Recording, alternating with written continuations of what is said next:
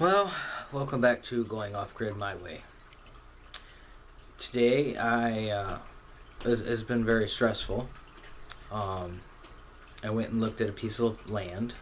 Well, I've gone and looked at a couple places over the last couple days, and unfortunately, every time I actually went to have the realtor meet me there and go inside and look around and check everything out instead of just driving by, the places have all been sold, and they've all been really nice places. Well, today I got a hold of the realtor and went and seen his property. I'll tell you about it here in a second. And I was surprised. I was happy when I seen it, and I was scared because of what's there. Let me explain this to you. It's a rectangle shaped property. It's 10.2 acres.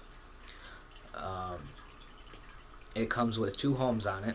It's got a stick built with a couple additions since the original build 100 and some years ago. And it also has a double wide on blocks with a freestanding roof over top of it. Now, the double wide itself has that freestanding roof. It's all brand new, 6x6 beams supporting it over top. The outside doesn't look bad, but when you go inside, it smells like mold horribly. It has issues. It's not perfect. It's old. It's used. It's lived in. I'm not sure on the age because nobody really knows. The house is, like I said, a stick built. The original part's over 100 years old. It's got two additions from what I can see. It does have a partial basement. I couldn't really see a whole lot exactly how far it went, but there was a one of the foundations where they added or one of the additions are they added a foundation, and there's no opening to that section of the foundation, so I do not know if that is actual basement on that part or if that's just a foundation. If I can knock a wall out and extend the basement, I don't know. On the original part, like I said, the house has a lot of issues. It's old. It wasn't taken care of. It looked like Sanford and Sons on the property. You know, everything anybody ever threw out, these people collected and put on the property.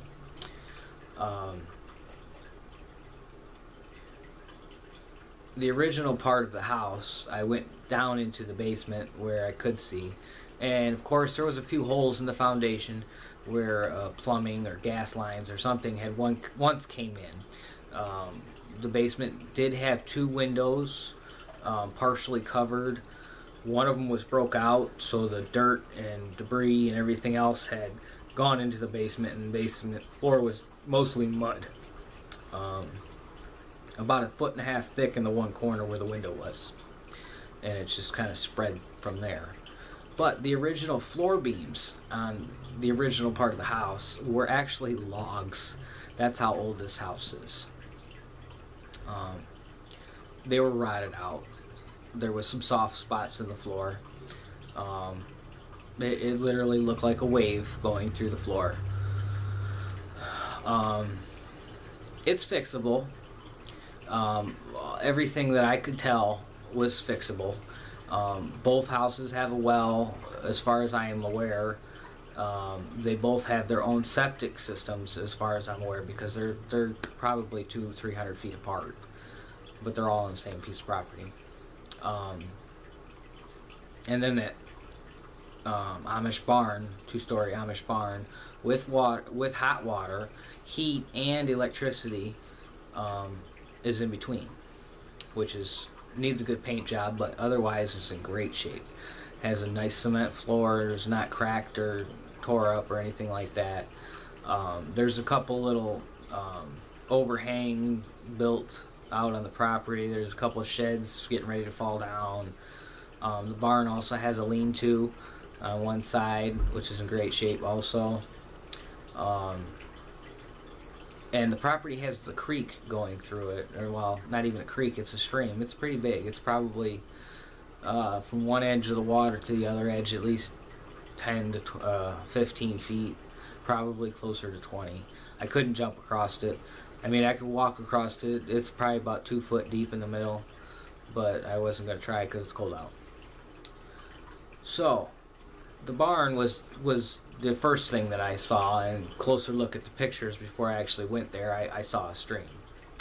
Now, looking at it from many different angles, the stream does run along the same way as the road does across the front, and it's right behind the houses. So I couldn't actually get to the other side to look at the rest of the land itself. I don't know if it's swamp or anything like that, but it looks pretty high to me, most of it. It looks pretty level.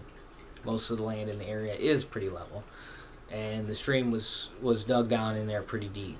I would say it was probably 4 foot drop off to the actual stream. Now, if I'm looking at it from a tactical standpoint, that stream is great. There's 6 foot ditches in front, 3 drives going across. So with that, in mind, the great tactical advantage. There's no way across that stream without building a bridge, vehicle-wise. I mean, you could walk across or whatnot, but you're not going to get a vehicle through there without a bridge. I don't know if there's any fish in it or not, but I'm sure it is because I seen the stream, the same water that's going through the property. On my way to the property, it crossed the road a couple times, which the way I went. So I'm sure with the amount of water and being as wide and big as it is, I'm sure there is fish at one time, part of the year at least. Now my issue is they want $50,000 for this property, which I can understand why. If the buildings themselves, the houses, were in livable condition and only needed minor work. But neither one of them are move-in ready. Neither one of them are even livable. I'm estimating if I did the labor and all the work myself, it would be at least $5,000 to $10,000 on the mobile home, and anywhere from $10,000 to $20,000 on the house, the material and time, whatnot. Now, I'm not sure if I want to put that much time or money into something like that, or if I should just tear out the mobile home, leave the freestanding roof, use the materials from that mobile home, and frame it up and just make another pole barn. Same thing with the house. Take out what I can take out that I could salvage, and material wise, and like for instance, the sinks and the cupboards and shit like that, and just save all that and use it and build other buildings that I might build, and just fix the foundation what needs to be fixed and extend it and just throw another double wide on it, or what I should do, because my intention is going to be put towards building in the back of the property. I want to build a house. I've already got the plans. It's more of a cabin. I think it's 1,200 square foot. It'll have forced air heating, and I will also have a wood stove. I'm still debating on if I'm going to do the wood stove and a fireplace, or just a fireplace and keep the wood stove in the barn. I still haven't really got that far on those details, but I already have solar panels and some of the stuff to hook it up, and I plan on being off the grids. Electric, water, septic's all going to be off the grid. Most of the property is wooded, except for maybe the 3/4 in the front between the stream and the road. A lot of debris, a lot of garbage. I mean, I'll probably need a 50-foot dumpster just to clean everything up before I even touch anything else, just to clean the land up. Like I said, they did not take care of this house. The house itself has 4 water heaters rusted out in the basement, and 3 or 4 furnaces in the basement. Mind you, the furnace and the water heater that's hooked up to the house isn't even in the basement. So I'm not sure why those are there. Those are on the first floor in the, looks like a mud room. There is also a wraparound porch that's maybe a couple years old. If I did tear that house down, I would definitely be taking down the porch and decking, overlooking the creek, river, whatever you want to call it, stream, and saving that and rebuilding on whatever I end up making or getting or fixing up. I haven't decided. There's so many ifs, ands, or buts, and that's if I even get my offer accepted. I just don't know. It's got me so stressed out. I don't even know what to do because there's so many questions and so many answers I don't have. I spent about 45 minutes at the property. I went over the mobile home a little bit. I couldn't stay in there too long because of the mold. It was just too bad. Nobody's been in these houses for like 6 months. I actually had to break the door down to get into one, the frame, because somebody had I don't know, barricaded it shut or whatever. I don't understand why. I'm guessing it's because of the floors being unsafe. I didn't really get a good look at, underneath the mobile home because it's all blocked off. There was no access point. So all I could see was what was inside. And I mean, they weren't horrible. The walls aren't, full of holes or anything. It's just the floors are shot and smell of mold. I mean, both places are very fixable if you want to spend the money and have the time. I really don't want to spend that much time working on a piece of shit. I would much rather tear them both down, save all the materials that are savable, and put those towards something else. And that's part of the thing I put in that's going in my offer that the realtor is writing up. Neither house is livable. They're both deplorable. They're not fixable. They're not worth anything. The only thing that's worth anything is the barn and the land. So I'm putting an offer in at $30,000, and I will find out if they accepted it or counter offer or what. But it's like I said, it's been a stressful day. There's so many questions, and I'm just not getting the answers I need. I haven't heard anything yet for as far as the offer goes. It's only been a couple hours, but I just don't know what I want to do here. I mean, I would like to just fix one of them up and leave the other one to rot for right now, for better use of words, and figure out what I'm doing down the road. But my only problem is my lease is up where I'm at in July, and I need a place to live. So I need to figure out pretty quick what I'm going to do and make it happen.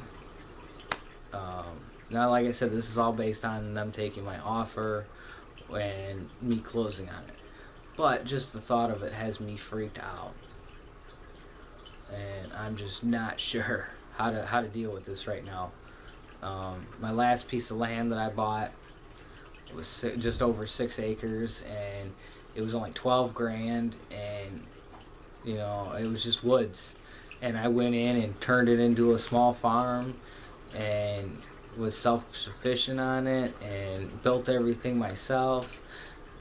But now I'm coming into a piece of property where there's already all this stuff, and I don't know what I'm going to do with it in the meantime, and I still have to have a place to live.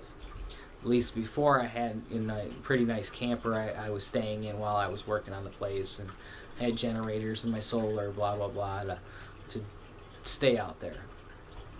But the benefits are, there are wells, there are septics, it's unrestricted as far as having animals and whatnot. The property next door is 80 acres and listed last year for time being, just to see what they would go for, if they could get any offers or hits on it, at $685,000. So I know if I fix it up, fix the land up, make it look good, make the property real nice and everything, I could have that $680,000 property, you know. Maybe not as much, probably nowhere near as much, but, you know, if I can turn a $30,000 piece of property into a $500,000 piece of property, even $400,000 piece of property, I'm very satisfied with that. And like I said, if I end up tearing down either building or both of them, I will save every bit of material that I can salvage out of it. I will go through and gut the place before I have it tore down. The house has metal roofing, new metal roofing on half the house. So I guess you would call that a quarter. I would be salvaging all of that. It also has that same metal roofing on the freestanding roof over the mobile home.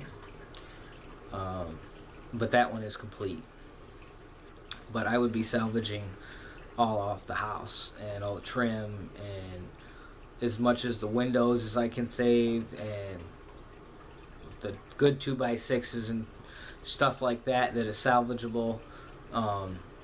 Even the plywood, you know, anything that's still, you know, pretty decent shape after everything's tore down. And you know, I may tear down the place myself one piece at a time. You know, if I can salvage more that way, which is probably the best way to do it, that's the way I'll do it, is by myself and take my time and do it right and get as much out of it as I can.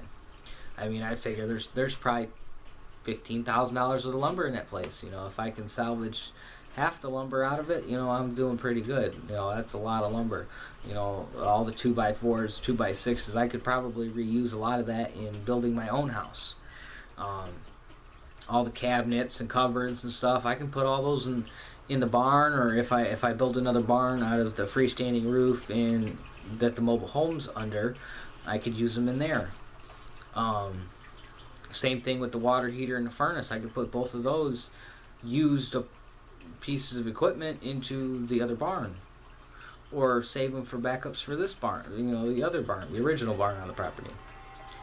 So, you know, there's so much I can do. I mean, like I said, all the rusted out equipment in the basement, the water heaters and duct work and all the old wiring, and you know, I'll scrap out everything I can scrap, and I'll save everything that I can save that's salvageable, and donate what I can donate as far as like sinks and showers and whatnot out of the place, or sell it, you know, at a very discounted rate, just to get a couple dollars back in my pocket and not see it go to the landfill. Are you coming to the church? I'll do as much as I can with the property as far as cleaning it up and making it look nice. I mean, eventually I would like it to look like a park. But that's all for now. Thanks. Subscribe, like, and comment.